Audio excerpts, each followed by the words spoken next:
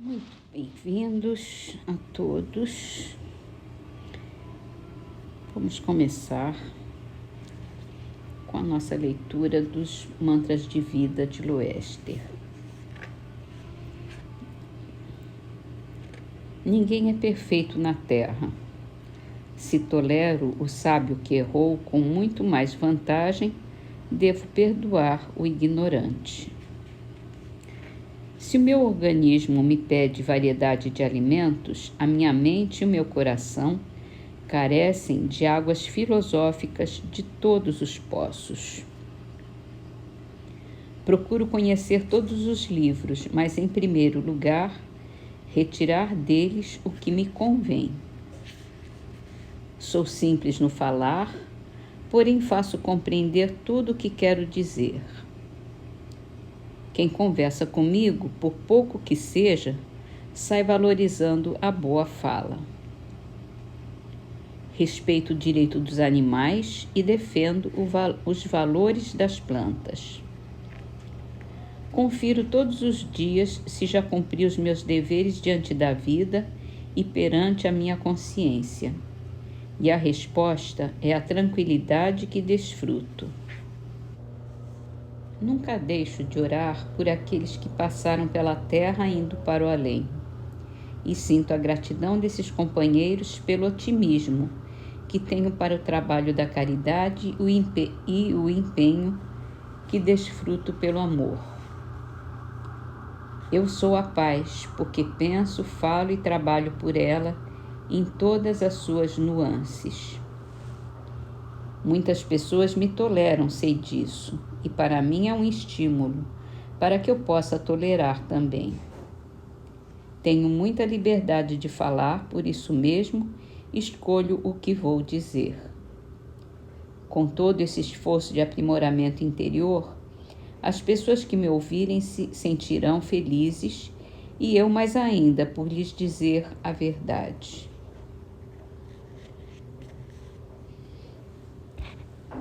E assim, vamos para o Livro dos Espíritos,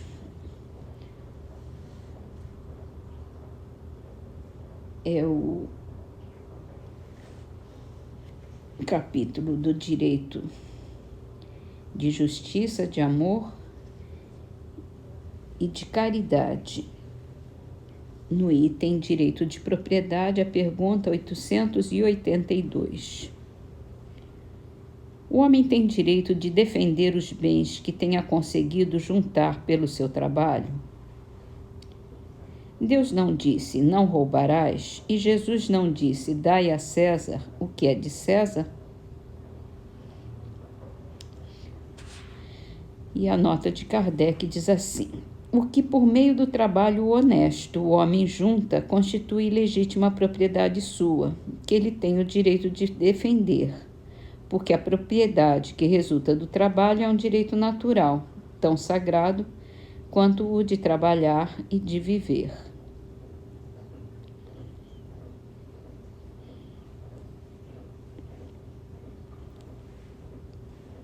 Aí temos pensar no que vale mais o que vale mais, a vida ou as propriedades, né? Não vou entrar nesse mérito, não. Fica a mensagem do Espírito da Verdade. Vamos então para o Evangelho segundo o Espiritismo. A gente está no capítulo 1, não vim destruir a lei, e entrando nas instruções dos Espíritos. A mensagem é assinada por um espírito israelita, foi dada em Mulhouse, em 1861, e chama-se A Nova Era. Deus é único e Moisés é o Espírito que ele enviou em missão para torná-lo conhecido não só dos hebreus, como também dos povos pagãos. O povo hebreu foi o instrumento de que se serviu Deus para se revelar por Moisés e pelos profetas, e as vicissitudes por que passou esse povo destinavam-se a chamar a atenção geral e a fazer cair o véu que ocultava aos homens a divindade. Os mandamentos de Deus, dados por intermédio de Moisés, contêm o germe da mais ampla moral cristã. Os comentários da Bíblia, porém, restringiam-lhe o sentido porque, praticada em toda a sua pureza, não na teriam então compreendido. Mas nem por isso os 10 mandamentos de Deus deixavam de ser como um frontispício brilhante, qual farol, destinado a clarear a estrada que a humanidade tinha de percorrer. A moral que Moisés ensinou era apropriada ao estado de adiantamento em que se encontravam os povos que ela se propunha regenerar, e esses povos semi-selvagens, quanto ao aperfeiçoamento da alma, não teriam compreendido que se pudesse adorar a Deus de outro modo que não por meio de holocaustos, nem que se devesse perdoar a um inimigo. Notável do ponto de vista da matéria e mesmo do das artes e das ciências, a inteligência deles, muito atrasada, se achava em moralidade e não se houvera convertido sob o império de uma religião inteiramente espiritual. Era-lhes necessária uma representação semimaterial, qual a que se apresentava então a religião hebraica. Os holocaustos lhes falavam aos sentidos do mesmo passo que a ideia de Deus lhes falava ao espírito.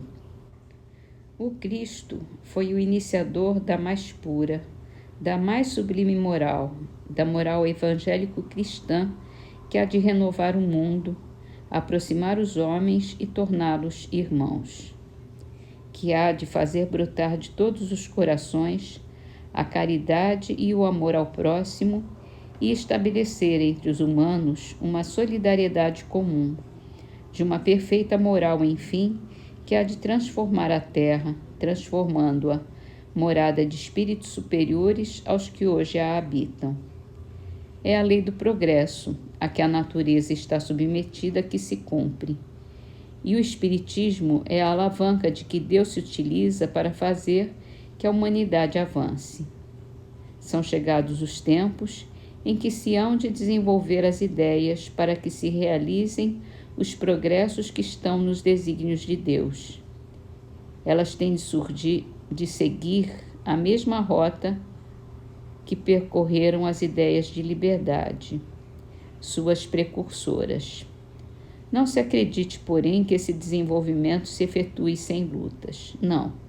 Aquelas ideias precisam, para atingirem a maturidade, de abalos e discussões, a fim de que atraiam a atenção das massas.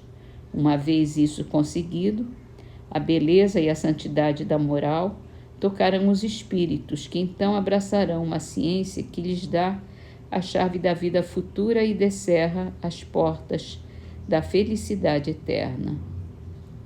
Moisés abriu o caminho, Jesus continuou a obra, o Espiritismo a concluirá. Uma linda mensagem. Então vamos terminar com as trovinhas de Chiquito de Moraes, Ramo Singelo, que estão no livro Trovas do Outro Mundo. É um livro psicografado por Chico Xavier. Fé sem obras, prece em vão, preguiça que adora e pensa, calma sem brilho de ação, retrato da indiferença. De alma perdida no mundo, não zombes, Deus pode vê-lo. A água do charco profundo reflete a glória da estrela. Toda aventura, em verdade, muito mais do que se diz, é dar a felicidade sem procurar ser feliz.